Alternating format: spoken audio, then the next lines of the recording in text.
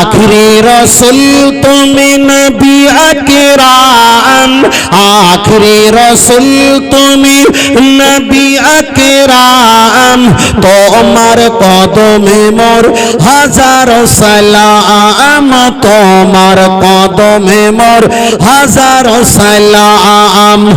আখরি রসুল তুমি নবী আকরাম, তোমার কদমে মোর হাজারো সালাম, তোমার কদমে মোর হাজারো সালাম।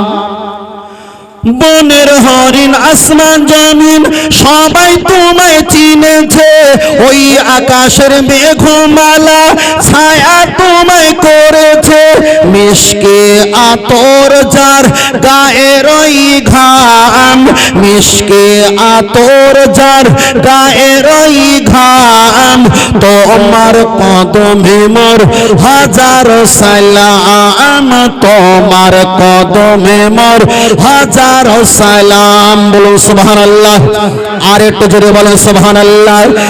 আখিরি রাসূল তুমি নবী আকরাম, আখিরি রাসূল তুমি নবী আকরাম, তোমার কদমে মোর হাজারো সালাম, তোমার কদমে মোর হাজারো সালাম। আবু বকর উসমান উমর সবাই তোমায় দিবানা, গরম পাথর বুকে বেলাল কিন্তু নবীজিকে ভোলে না, অন্তরে গেঁথেছিল নূর নবীর নাম, অন্তরে গেঁথেছিল নূর নবীর নাম, তোমার কদমে মোর হাজারো সালাম। আর একটু জোরে বলেন সুবহানাল্লাহ। তোমার কদমে মোর হাজারো সালাম, আখরি রসুল তুমি নবী আকরাম, তোমার কদমে মোর হাজারো সালাম, তোমার কদমে মোর হাজারো সালাম।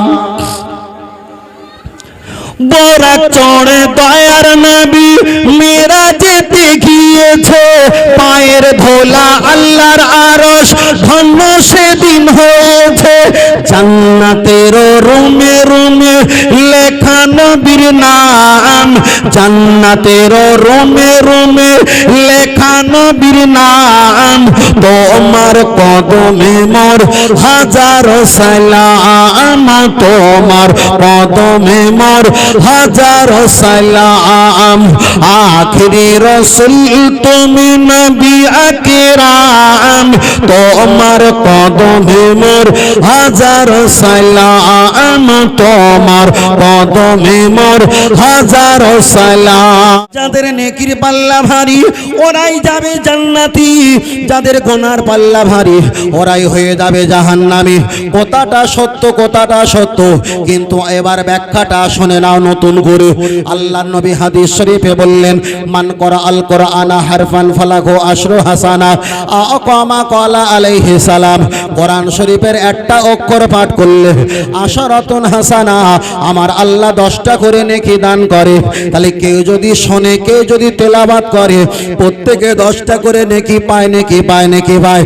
ওই কোরআন শরীফে ঈসা, মুসা, দাউদ, আইয়ুব, জাকারিয়া, লূত, ইব্রাহিম প্রত্যেক নবীদের নাম না থাকলে সব চাইতে বেশি নাম এসেছে নবী মুসা আলাইহিস সালাম। ওই কোরআন শরীফে কুকুরের নাম এসেছে, ওই কোরআন শরীফে জিবালা, হাজারা, সাজারা, পাহাড়ের নাম, গাছের নাম, পাথরের নাম এসেছে। ওই কোরআনে বাকরা মানে গরুর নাম এসেছে, ওই কোরআন শরীফে কিতমির মানে শুকরের নাম এসেছে, ওখানে কিতমির মানে কুকুরের নাম এসেছে। আল্লাহর কোরআনে এক কথায় অনেক কিছু দেওয়া আছে। আপনি কোরআন তেলাওয়াত করবেন, ওই যে কল্লা দখল হাদিল করিয়াতা ফাকুল মিনগা হাইসু শিতুম রাগাদা ওয়া দখলল বাবা সুজদা ওয়া কুলু হিত্তাতুন নাগফির লাকুম খাতায়াকুম। আল্লাহর কোরআন আপনি তেলাওয়াত করবেন। নবী বলেছেন এক একটা অক্ষর পাঠ করলে 10টা করে নেকি পাওয়া যায়। আলিফ লাম মিম 3টে অক্ষর পাঠ করলে 30টা নেকি পাওয়া যায়। আপনি আলিফ লাম মিম পড়তে 2 পৃষ্ঠা 3 পৃষ্ঠার পড়তে পড়তে মুসা নবীর নাম চলে আসবে। তাহলে মুসা নবীর নাম হলো মিম সিন থেকে 2টো অক্ষরে মুসা, 2টো অক্ষরে তো 20টা নেকি হবে। আপনি আবার 2 পৃষ্ঠা 4 পৃষ্ঠার পড়তে পড়তে ফেরাউনের নাম হাজির হয়ে যাবে। ফারা ইয়া আইন অনুন খমসা, 5টা অক্ষর মিলে ফেরাউনের নাম। নবী বলেছে কোরআন শরীফের একটা অক্ষর পাঠ করলে 10টা করে নেকি হয়। তাহলে নবী মুসার নাম বলেছি 20টা নেকি পেয়েছি। ওই কোরআন শরীফে ফেরাউনের নাম পড়েছি 5 10 কে 50টা নেকি পেয়েছি। তাহলে যারাই বলেছে যাদের নেকির পাল্লা ভারী হবে তারাই হবে জান্নাতি, তাহলে নেকির পাল্লা ভারী করার জন্য ফেরাউনের নাম জিকির করো, তোমার জাহান্নামে যেতে হবে। আমাদের নেকির অত প্রয়োজন নেই। নবী মুসা আলাইহিস সালামের নাম জিকির করব, মহব্বত করব, নেকি কম হতে পারে, কিন্তু নবীদের মহব্বতের কারণে আলমার ওমান আহাব্বা, তাদের শাফাতের বিনিময়ে জান্নাত নসিব হয়ে যাবে। চলেন আমি আপনাকে বোঝাতে চেয়েছি, ও বাপজিরা ভালো করে খেয়াল করবেন। আমি নবী মুসা আলাইহিস সালামের কথা আমি দৃষ্টান্ত দেবার একটা উদ্দেশ্য ছিল, মহব্বতের বিনিময়ে আমার আল্লাহকে পাওয়া সম্ভব।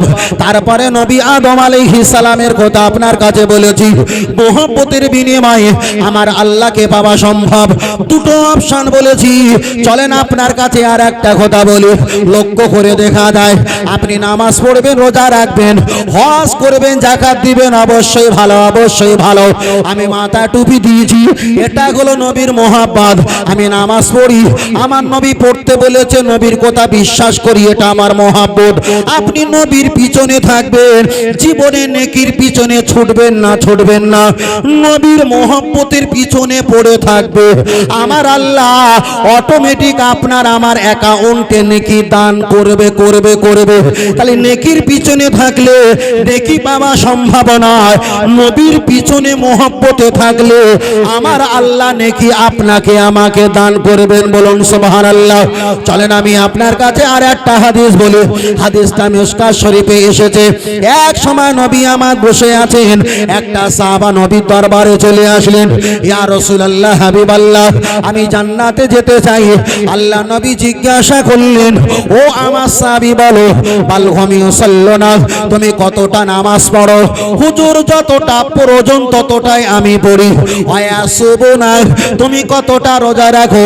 হুজুর যতটা প্রয়োজন ততটাই আমি করি, বেশি করতে পারি না। ওয়াহুদ্দুনা, তুমি কতটা হজ করেছো?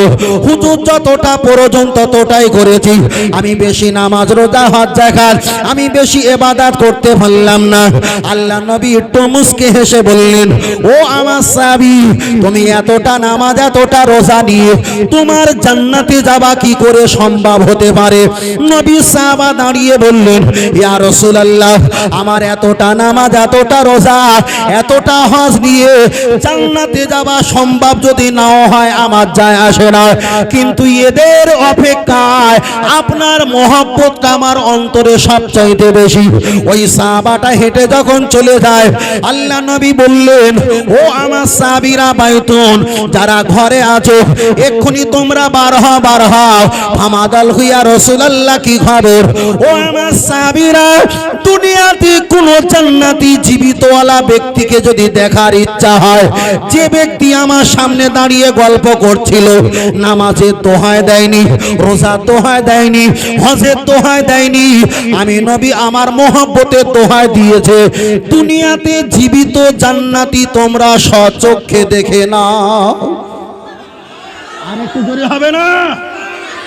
आखिरी रसूल তুমি নবী আকরাম, आखिरी रसूल তুমি নবী আকরাম, তোমার কদমে মোর হাজারো সালাম, তোমার কদমে মোর হাজারো সালাম।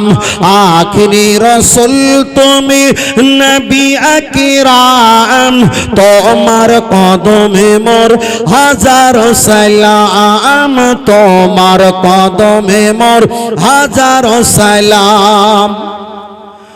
বনের হরিণ আসমান জমিন সবাই তোমায় চিনেছে, ওই আকাশের মেঘমালা ছায়া তোমায় করেছে, মিশকে আতর যার গায়ের ওই ঘাম, মিশকে আতর যার গায়ের ওই ঘাম, তোমার কদমে মোর হাজারো সালাম, তোমার কদমে মোর হাজারো সালাম। বলুন সুবহানাল্লাহ, আর একটু জোরে বলেন সুবহানাল্লাহ। আখিরে রসুল তুমি নবী আকরাম, আখিরে রসুল তুমি নবী আকরাম, তোমার কদমে মোর হাজারো সালাম, তোমার কদমে মোর হাজারো সালাম। আবু বকর উসমান ওমর সবাই তোমায় দিবানা, গরম পাথর বুকে বেলাল কিন্তু নবীজিকে ভোলে না, অন্তরে গেঁথেছিল নূর নবীর নাম, অন্তরে গেঁথেছিল নূর নবীর নাম, তোমার কদমে মোর হাজারো সালাম। আর একটু জোরে বলেন সুবহানাল্লাহ। তোমার কদমে মোর হাজারো সালাম। আখিরে রসুল তুমি নবী আকরাম, তোমার কদমে মোর হাজারো সালাম, তোমার কদমে মোর হাজারো সালাম। বোরাক চড়ে দয়ার নবী মিরাজেতে গিয়েছে, পায়ের ধোলা আল্লাহর আরশ ধন্য সেদিন হয়েছে, জান্নাতের রুমে রুমে লেখা নবীর নাম, জান্নাতের রুমে রুমে লেখা নবীর নাম, তোমার কদমে মোর হাজারো সালাম, তোমার কদমে মোর হাজারো সালাম। আখিরি রসুল তুমি নবী আকরাম, তোমার কদমে মোর হাজারো সালাম, তোমার কদমে মোর হাজারো সালাম। তারপরে বিশেষ করে দিয়ে এবার সব রেশানির দিকে যাব। লক্ষ্য করে দেখা যায় ও বাবাজিরা, মোহাব্বত সম্পর্কে যখন বলছিলাম আলহামদুলিল্লাহ ভালো, তবে একটাই কথা খেয়াল রাখতে হবে, আল্লাহ হলো রহমতের মালিক, আর রহমত ওয়ালা হলো আমার আপনার নবী, আমার আল্লাহ হলো জান্নাতের মালিক, আর জান্নাত বন্টনকারী সেটা হলো আমার আপনার নবী। আমার আল্লাহর নামে আমরা ইবাদত করি, কিন্তু ইবাদত কবুল যদি হয় আমার নবীর ওসিলা দিয়ে আল্লাহর কাছে দোয়া চাইলে আমার আল্লাহ দোয়াটা কবুল করবে, ইবাদত কবুল করবে। তাহলে যে ইবাদতে আমার আল্লাহর নবী নেই সে ইবাদত কবুল হবে না, যে ইবাদতে আমার আল্লাহর নবী আছে সেই ইবাদত কবুল হবেই হবে। জোরে বলেন সুবহানাল্লাহ।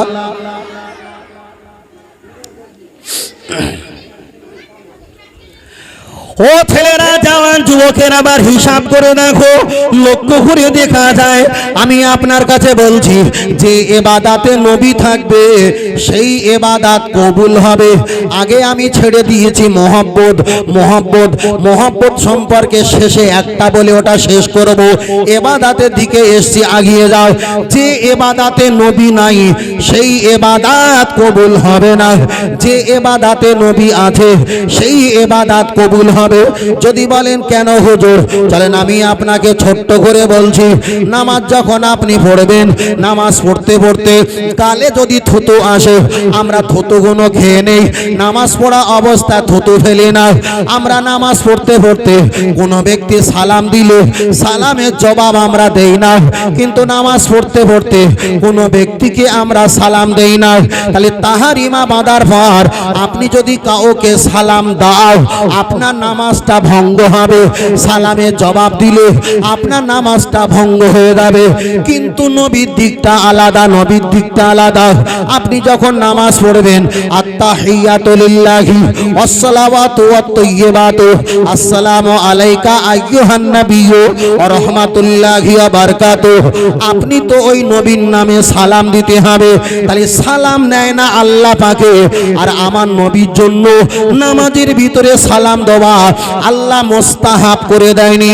মুস্তাহাব মানে দিতে পারো নাও দিতে পারো, আল্লাহ ওখানে সুন্নাত করে দেয়নি, তুমি মাঝে মাঝে বাদ দিতে পারো। আল্লাহ ওখানে করে দিয়েছে ওয়াজিব, ওয়াজিব মানে করতেই হবে। তাহলে নামাজের ভিতরে যদি আপনার ওয়াজিব ছেড়ে দেয়, আপনার সুজদা না দিলে যেমন নামাজ হবে না, নামাজ পড়া অবস্থায় অন্য কাউকে সালাম দিলে নামাজ হবে না। কিন্তু আল্লাহর হুকুম ওই নামাজের ভিতরে আমার নবীকে সালাম দিতে হবেই হবে। ও বাবাজিরা, ইবাদত করবে তো আল্লাহর, নবীকে কেন সালাম, নবীর নাম কেন আসবে? আল্লাহ এটা বোঝাতে চেয়েছে। দন্তুন্নয় আকার ময় আকার বর্গীর নামাজ, দন্তুন্নয়তে নমিমো, আকারেতে আমার, ময়তে মাতাকে, আকারেতে আল্লাহর, বর্গীর জয়তে জন্য নত করিব আমার মাথা একমাত্র আল্লাহর জন্য। আল্লাহর জন্য মাথা নত করবে এটা সত্য, কিন্তু এই মাথা নত করার ভিতরে আমার নবীকে সালাম দিতে হবেই হবে। তাহলে নবীকে সালাম না দিলে নামাজ হবে না। আগের কথা খেয়াল আছে, যে ইবাদতে নবী নাই সে ইবাদত কবুল হবে না। যে ইবাদতে নবী আছে ওই ইবাদত আমার নবীর ওসিলায় কবুল হয়ে যায়। জোরে বলেন সুবহানাল্লাহ। চলেন আমি আপনার কাছে বোঝাতে চেয়েছি, আপনাদের মসজিদে আযান হয়, একবার হয় জোহর, আসর, ফজর, মাগরিব, এশা, 5 ওয়াক্তে নামাজে 5 বার আযান হয়। আবার দেখা যায় জুম্মার দিনটা ওটা ধরে 5টা আপনাদের মসজিদে আযান হয়। ও বাবাজিরা, আমরা তো সারা জীবন জানি নামাজ পড়ার সময় কোরআন পড়তে হয়, কোরআন না জানলে, সূরা কেরাত না জানলে নামাজ হয় না, নামাজ হয় না। চলেন আমি এবার ঘোর কাটিয়ে দেই, আমি পুরো উল্টোবাজি খাবিয়ে দেই। কোরআন লাগে না, নবীর মোহাব্বত লাগে না, নবীর হাদিস লাগে। মসজিদে আযান হয়, যে আযান শুনে মুসল্লিরা নামাজের জন্য তৈরি হয়ে যায়। আমি আপনাকে বলছি সবচাইতে বড় ইবাদত, আফদলুল ইবাদত, ইবাদাতুস সালাত, সবচাইতে বড় ইবাদত হলো নামাজ। ওই নামাজের জন্য মসজিদে আল্লাহু আকবার বলে ডাকা হয়। ওই আযানটা 30 পারার কোরআনের কোথাও নেই। মসজিদে 5 ওয়াক্ত আল্লাহু আকবার বলে যে আযান দেওয়া হয় ওটা আল্লাহর কোরআন নয়, ওটাই হলো আমার নবীর জবানের হাদিস। তাহলে আমার আল্লাহর বান্দাকে নামাজের জন্য ডাক দেওয়া হয়, ওটা কোরআন দিয়ে ডাকা হয় না, আমার নবীর হাদিস দিয়ে আল্লাহর বান্দাকে ডাকা হয়। আর একটু জোরে আল্লাহু আকবার, আল্লাহু আকবার। ও আমার বাতিরা, চলেন একটা বার আগিয়ে যাওয়া যায়। ফের একটার কথার উপরে দাঁড়িয়ে আছি, আল্লাহর ইবাদত করার আগে নবীকে আগে মহব্বত না করলে ইবাদত হয় না। এবার চলেন আযানটা হিসাব করি। আল্লাহু আকবার, আল্লাহু আকবার, জিসকা मतलब ऐसी है আল্লাহ সবচেয়ে জিয়াদা, আল্লাহ সবচেয়ে জিয়াদা, আল্লাহ বড়, আল্লাহ বড়। তাহলে ওতে কি লেখা আছে নামাজের জন্য? এসো না, লেখা নেই। আশহাদু আল্লা ইলাহা ইল্লাল্লাহ, हम गवाही देता हूं मैं कि अल्लाह ताला सवा कोई इबादत के लायक नहीं। আমি সাক্ষ্য দেই আল্লাহ ছাড়া আর কেউ নাই। ওতে তো নামাজের কথা লেখা নেই। পরে বলা হয় আশহাদু আন্না মুহাম্মাদার রাসূলুল্লাহ, আমি সাক্ষ্য দেই আমার আল্লাহর নবী হলো মুহাম্মদ সাল্লাল্লাহু আলাইহি ওয়াসাল্লাম। পরে বলা হয় হাইয়া আলাস সালাহ, जिसका मतलब ऐसी है হাইয়া আলাস সালাহ মানে आओ নামাজ কে লিয়ে आओ, নামাজ কে লিয়ে आओ, নামাজের জন্য এসো। তাহলে আল্লাহু আকবার এটা নামাজের জন্য নয়। আশহাদু আল্লা ইলাহা ইলাহা ইল্লাল্লাহ এটা নামাজের ডাক নয়। আশহাদু আন্না মুহাম্মাদুর রাসূলুল্লাহ এটা নামাজের ডাক নয়। হাইয়া আলাস সালাহ হলো নামাজের জন্য এসো। তাহলে হাইয়া আলাস সালাহ বলার আগে আশহাদু আন্না মুহাম্মাদুর রাসূলুল্লাহ বলতে হয়, তারপরে হাইয়া আলাস সালাহ বলে নামাজের জন্য ডাকতে হয়। তাহলে নামাজীদেরকে ডাকার আগে আমার নবীর ডাকটা আগে দিতে হয়। কোন জায়গায় নবী নেই? যদি হটিয়ে দিয়েছো আপনার ইবাদত হবে। ও না আজানে হোটালে আজান গেছে, নামাজে হোটালে নামাজ গেছে। জীবনে সাংসারিক জীবনে নবীর নিয়ম হোটালে সংসারও নাকি বাবু? এক কথায় সব গেছে, সব গেছে। আল্লাহ আল্লাহ আকবার। আল্লাহ আমার দিকে তাকান, ওনারা চেয়ার নিয়ে ব্যস্ত থাকো বাবু, আমার দিকে তাকাও। আল্লাহ আল্লাহ আল্লাহ আকবার। আল্লাহ ও আমার জওয়ান যুবকেরা, আমি আপনাকে বোঝাতে চেয়েছি, লক্ষ্য করে দেখা যায় নামাজের কথা আমি ওই জায়গাটা রেখে দিলাম। তাহলে নামাজের জন্য যে ডাক দেওয়া হয় ওটা আল্লাহর দেখা যায় নবীর হাদিস, ওটা আল্লাহর কোরআন নয়, ওটাই হলো আমার নবী পাকের হাদিস। ও বাবাজিরা, আজান তো হয়ে গেল। আপনি যখন উজু করে মসজিদে চলে যাবেন, প্রথমে মসজিদে গেলে একটা দোয়া পড়তে হয়, আল্লাহুম্মা ফতালি আবওয়াব রহমাতি। আল্লাহর ঘরে উঠতে গেলে তো আল্লাহর কোরআনের আয়াত পড়ে ঢোকা দরকার। না না না, আল্লাহর ঘরে প্রবেশ করবে কিন্তু ওখানে নবীর হাদিস পড়ে আল্লাহর ঘরে প্রবেশ করতে হবে।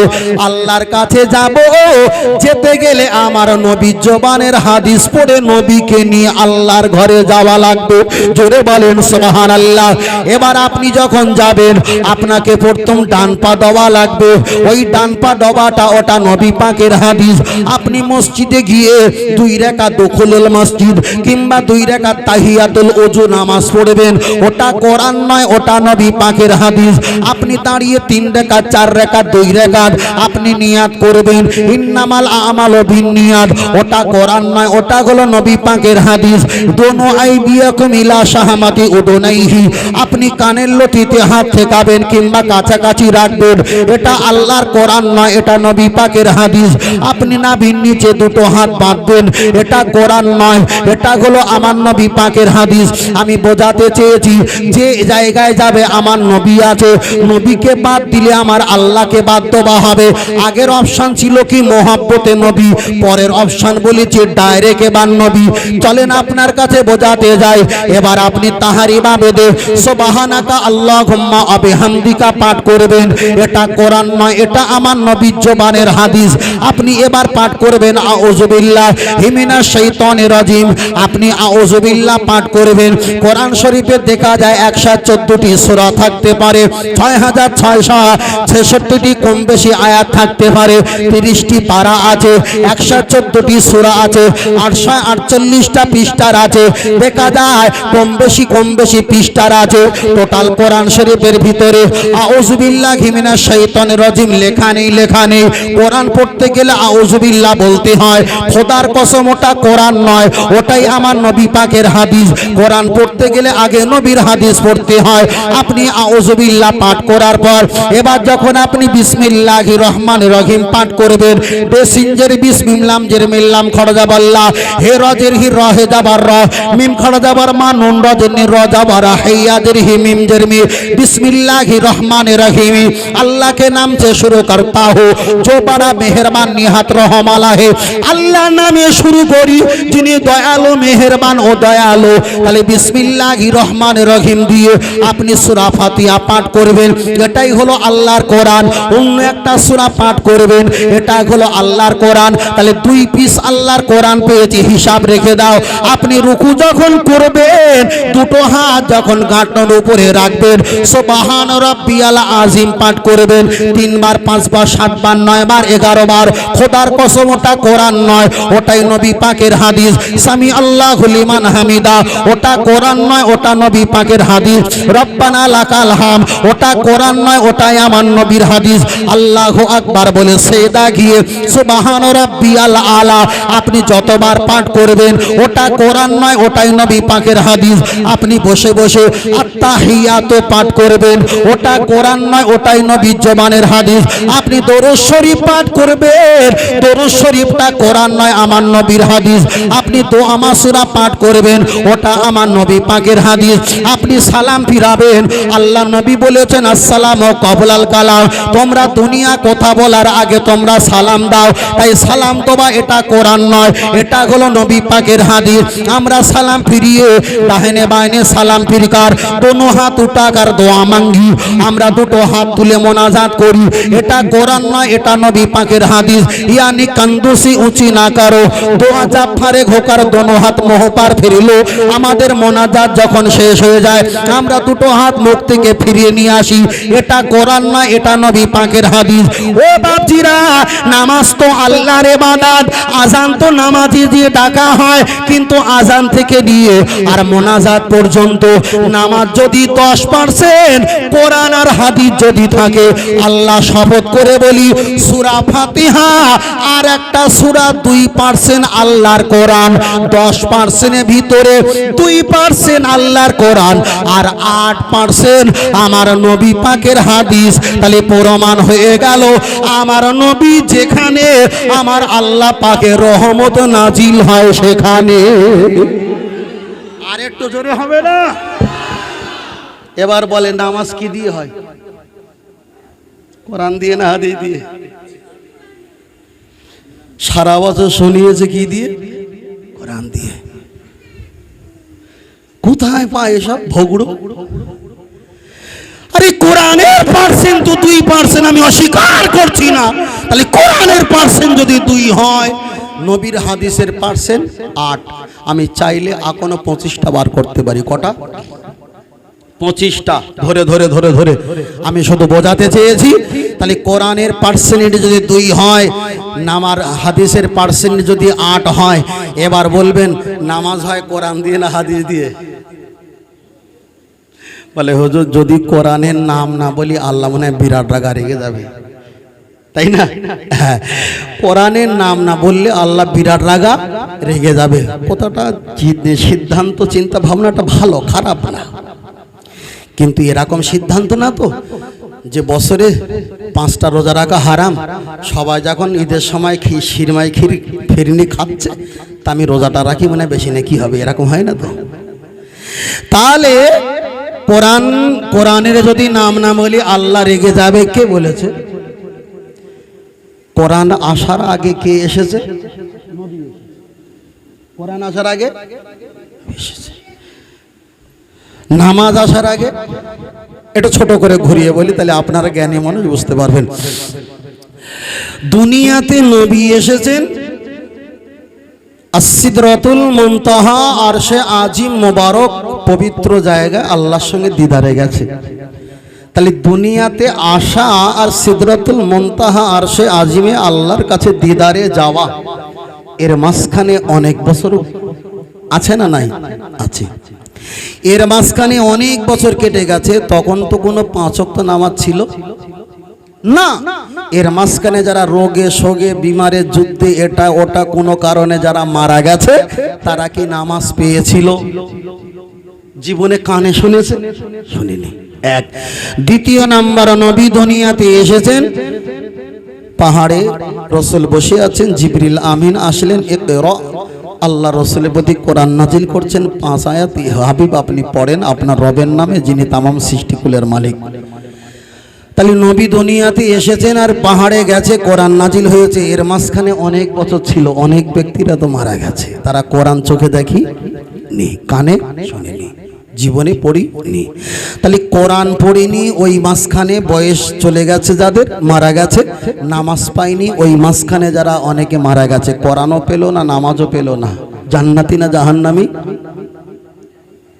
তাদের কাছে ছিল কে? নবী মুহাম্মদ সাল্লাল্লাহু আলাইহি ওয়াসাল্লাম। তাহলে নামাজ ছিল না, কোরআন ছিল না, ছিল কে? আমার নবী। তারা জান্নাতি না জাহান্নামী?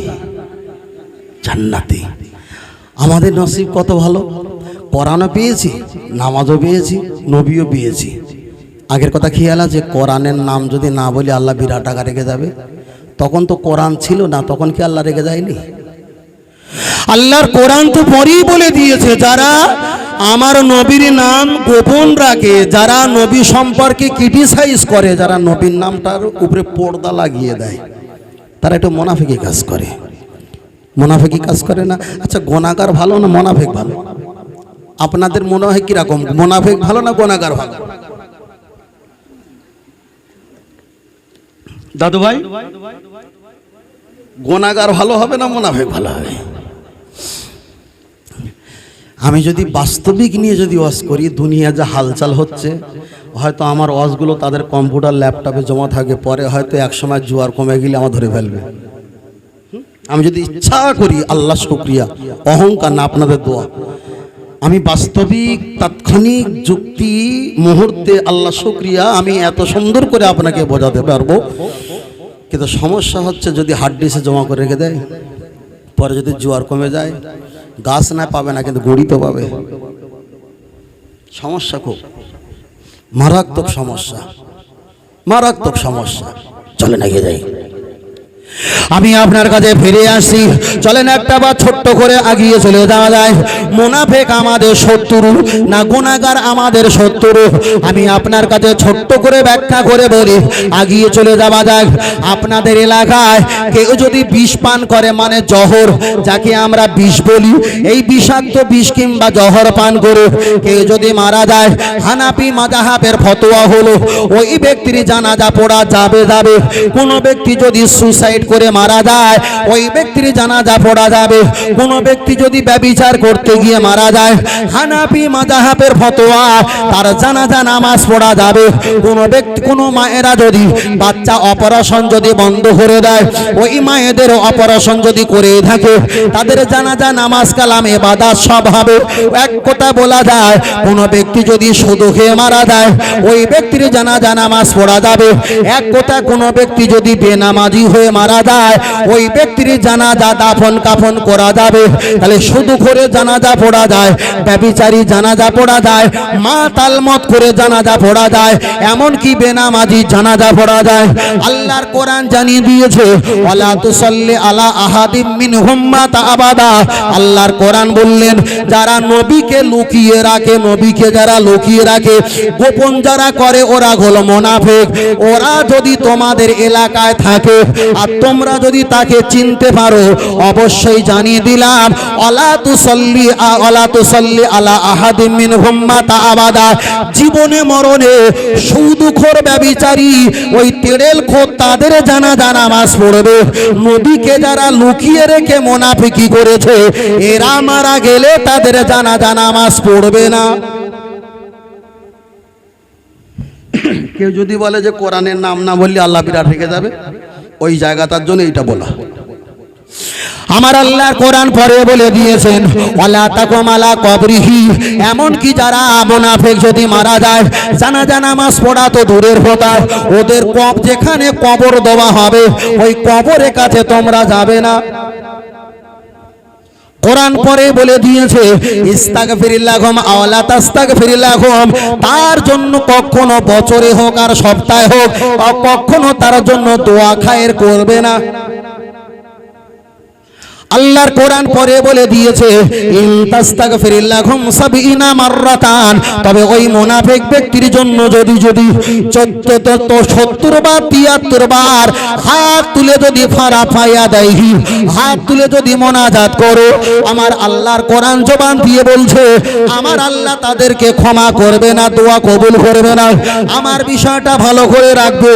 আমার প্রথম কথা ছিল কি, আপনি নামাজ পড়েছেন, ইবাদত করেছেন, কিন্তু মহব্বত যদি না থাকে ইবাদত কবুল হবে না। পরে বলেছি আপনি ইবাদত করবেন, সেই ইবাদতে নবী যদি না থাকে আপনার ইবাদত কবুল হবে না। পরে আপনাকে বলেছি নবীর নামটা যদি গোপন রাখে, হাজার ইবাদত করা সত্ত্বে আপনার জানাজা পড়া, কবরের কাছে যাওয়া, দোয়া দরুদ করা সব কোটা আল্লাহ হারাম ফতোয়া দিয়েছে। তাহলে আল্লাহর বান্দা নামাজ পড়িনি, আমার আল্লাহ তাকে ফতোয়া দেয়নি যে তারা জানাজা পড়ো না। একটা আল্লাহর বান্দা শুধু খেয়েছে, আল্লাহ এ ফতোয়া দেয়নি তার কখনো তোমরা দোয়া খায়ের করো না। আল্লাহ তো বলে দিয়েছে বান্দা যদি 70 বছর হায়াত পায়, 70 বছর গোনা করবে, আমার কাছে ফিরে চলে আসবে, আমার কাছে এসে ওয়াসজুদু লিল্লাহ সেজদা দিয়ে দুখানি হাত তুলে চোখের পানি ছেড়ে আমার কাছে কান্নাকাটি করবে, আমি আল্লাহ তার কান্নাকে ক্ষমা করে দেব। ও বাবাজিরা, তাহলে আল্লাহর ইবাদত যদি আমি আপনি না করি আল্লাহ ক্ষমা করে দেবে। কিন্তু নবী সম্পর্কে যদি আপনি একটু ক্রিটিসাইজ করো, চতুরতা চাল চতুরতা যদি করো, আল্লাহ আমার আপনাকে বলে দিয়েছে তার জানাজা দাফন কাফন চলবে না, চলবে না। তাই আমি আপনাকে বোঝাতে চেয়েছি, আমার আল্লাহর নবী বলেছেন কুল্লু নবিয়্যিন মাসুম, সমস্ত নবীরা নিষ্পাপ বেগুনাহ মাসুম, নবীদের কোনো গুনাহ নাই। আমার আল্লাহর নবী আদম আলাইহিস সালাম আমার আল্লাহর কাছে সেজদা দিয়েছে, আল্লাহ তো কবুল করার দায়িত্ব, আল্লাহর কাছে দোয়া চেয়েছে, আল্লাহ তো কবুল করার দায়িত্ব। কিন্তু আল্লাহ কবুল করলে করতে পারতেন, আমার নবীকে আগিয়ে দিয়েছে। নবীকে যদি চিনতে পারো, একে যদি মহব্বত করো, আমি আল্লাহ আমাকে চেনা, আমাকে মহব্বত করা হবে। চলেন একটা হাদিস পড়া যাক।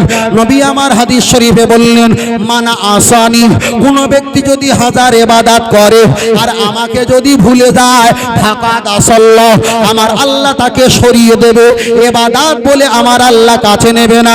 নবী আমার পরে বললেন মানা আতানি, কেউ যদি আমাকে মহব্বত করে, ইত্তেবা করে, ফাকাদ আতাল্লাহ, ওই ইত্তেবা মহব্বত আমার আল্লাহ পাকের কাছে পৌঁছে যায়। আর একটু জোরে হবে না?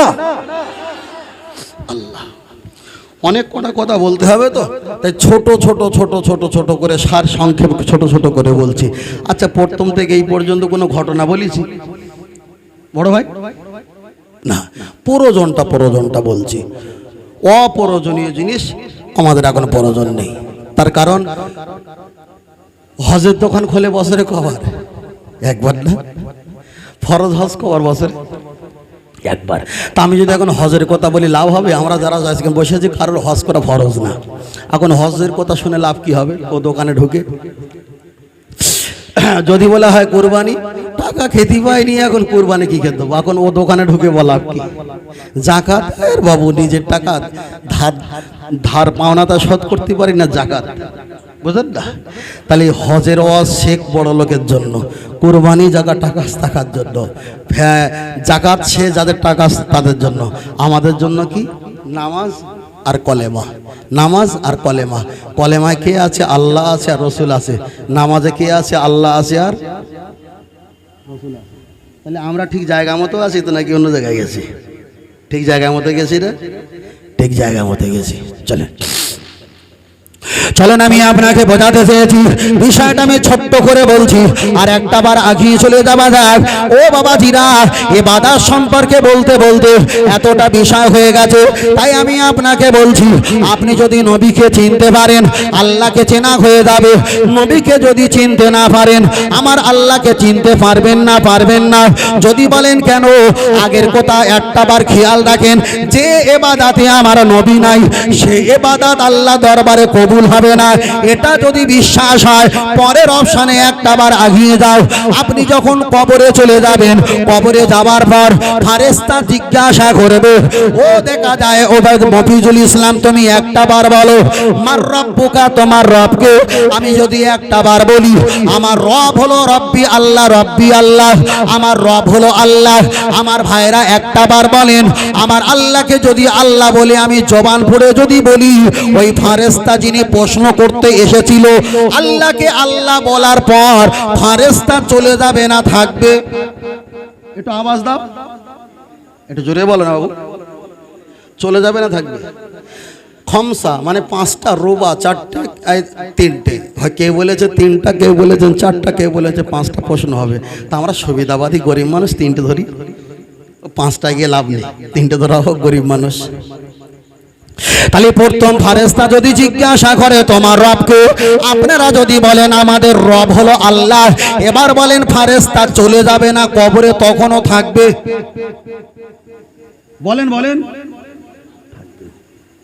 তাহলে আল্লাহকে যদি আল্লাহ বলে একটাবার জবাব দেই, ফেরেশতার তো উচিত ছিল আল্লাহর নাম শুনে পালিয়ে যাওয়া। না, ফেরেশতা গেল না। ফেরেশতা তো এটা বলতে পারে, আহা মফিজুল, আমি তোমার কবরে এসে বলছি মার রব্বুকা, তোমার রবকে। তুমি যদি বলো তোমার রব হলো, আমার রব হলো আল্লাহ, তোমার যদি আমি জান্নাত দেই, আমি যদি ইবলিসের কবরে গিয়ে জিজ্ঞাসা করি, ও ইবলিস তুমি একটা বার বলো তোমার রবকে, ইবলিসও বলবে আমার রব হলো আল্লাহ। তাহলে এই কথা যদি তোমাকে জান্নাত দেই, ইবলিসকেও জান্নাত দেওয়া। তাহলে ইবলিসও আল্লাহ মানে, ইবলিসও আল্লাহ মানে। এখন আল্লাহ মানে কি ইবলিস বিরাট বড় হুজুর হয়েছে? বিরাট বড় হুজুর হয়েছে না, আল্লাহ। দ্বিতীয়বার জিজ্ঞাসা করা হবে আমার দিন ওকা, তোমার দিন কি? আপনি যদি বলেন ইন্না দিনা ইনদাল্লাহিল ইসলাম, আল্লাহর মনোনীত ধর্ম হলো ইসলাম ধর্ম, সবচাইতে সুন্দর ধর্ম হলো, মনোনীত ধর্ম হলো ইসলাম ধর্ম। এটা বলার পর ওই ফেরেশতা চলে যাবে না থাকবে? থাকবে। ইবলিস তো এটাই বলেছিল, আল্লাহ আপনার ধর্ম সত্য, আপনার সবকিছু সত্য। ও বাবাজিরা, ফেরাউন তো তিনি জানে ইসলাম সত্য, উতবা ওতাইবা তারাও জানে ইসলাম সত্য, বর্তমান যারা কাফের বেঈমান আছে তারাও তো জানে ইসলাম সত্য, ঠিক না বেঠিক? চলেন আমি আপনাকে বোঝাতে চেয়েছি, লক্ষ্য করে দেখা যায় হয়তো অনেকে ইসলামের ভিতরে আসে না দুটো তিনটে কারণে। একটা হলো মদ, আর একটা হলো নারী, আর একটা হলো টাকা। এই তিনটের সুগন্ধির কারণে তারা ইসলামে আসতে পারে না। ও বাবাজিরা, আমি যদি চেষ্টা করি আরো যেতে পারি, ওদিকে আমি যাব না। চলেন একটাবার আগিয়ে যাওয়া যাক। কবরের ভিতরে আল্লাহকে আল্লাহ বলে জবাব দিলে আল্লাহ জান্নাত দেবে না। আপনি যখন বলবেন আমার দিন হলো ইসলাম, এটা বলার পর আল্লাহ আপনাকে জান্নাত দেবে না। তাহলে আল্লাহকে মেনেছি বলার পরে কবরে আমার কোনো কিছুই হলো না, ধর্ম পালন করেছি, আমি কবরের ভিতরে ধর্মর কথা বললাম, তাতেও আমার কোনো লাভ হলো না। এবার বলেন ফাইনাল পরীক্ষা শেষে হয় না প্রথমে হয়? ফাইনাল পরীক্ষা শেষে হয়। তাহলে প্রথমে যে পরীক্ষাগুলো চলছিল ওটা ছিল টেস্ট পরীক্ষা। ওখানে তো হিন্দু, খ্রিস্টান, জৈন, পারসি, শিখ, ইসাই, গুজরাটি, মারাঠি, কুচবিহারি, বিহারি, বাঙালি, পৃথিবীতে যত ধর্মের মানুষ আছে তারাই তো বলবে এক সৃষ্টিকর্তা হলো আল্লাহ, আল্লাহ। ওটা হলো টেস্ট পরীক্ষা, ওটা আপনি পাশ করে কোনো উপকার হবে না। আপনি যদি বলবেন দিন হলো ইসলাম, ধর্ম হলো দিন, এটা আপনি বলে কোনো লাভ হবে না। ফাইনাল পরীক্ষা হয় শত শেষে। তাই আল্লাহর পরে দিনের নামটা রেখেছে, আল্লাহর পরে নবীর নাম রাখা দরকার ছিল, কিন্তু না, আল্লাহর পরে দিনের নাম রাখা হয়েছে আর নবীর নাম শত লাস্টে রাখা হয়েছে। ওটাই হলো ফাইনাল পরীক্ষা। তাহলে আল্লাহকে চিনলে জান্নাত নয়, ধর্ম পালন করলে জান্নাত নয়। নবীকে যদি চিনতে পারো ফাইনাল পরীক্ষা, ধর্ম চেনা, আল্লাহ চেনা, নবী চেনার বিনিময় হয়ে যায়। তাহলে এক এক করে আমি আপনাকে খুলে বলছি। প্রথম বলেছিলাম ধর্ম পালন করতে গেলে আগে মহব্বত করতে হবে, তারপরে বলেছিলাম ধর্মের ভিতরে নবীকে রাখতে হবে, না রাখলে ইবাদত হবে না। তারপরে বলেছিলাম আমার নবী হলো রহমত আলা নবী, আল্লাহ রহমতের মালিক, আমার নবী হলো রহমত আলা নবী।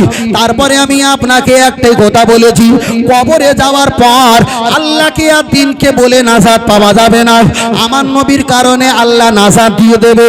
ও বাবাজিরা, যদি বলেন কেন, আমি আপনার কাছে একটা ছোট করে বলছি। আজকের বারে হলো কি বার? শনিবার পড়ে গেছে নাকি?